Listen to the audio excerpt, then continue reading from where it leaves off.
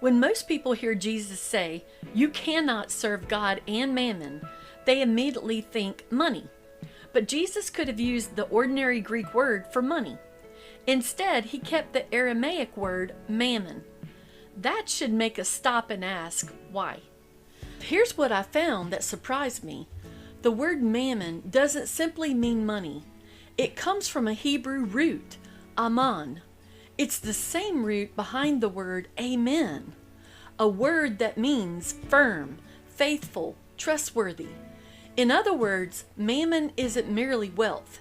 Mammon is whatever you trust to hold your life together.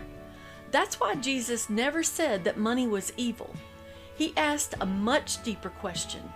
What are you leaning on?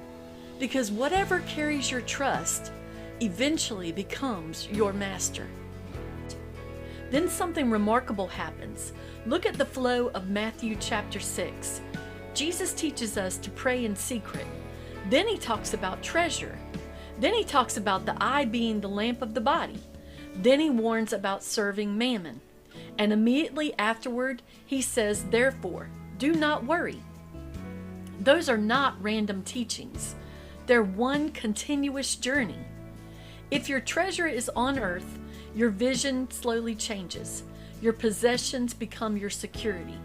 Mammon quietly becomes your master, and worry follows. But if your treasure is with God, your vision becomes clear.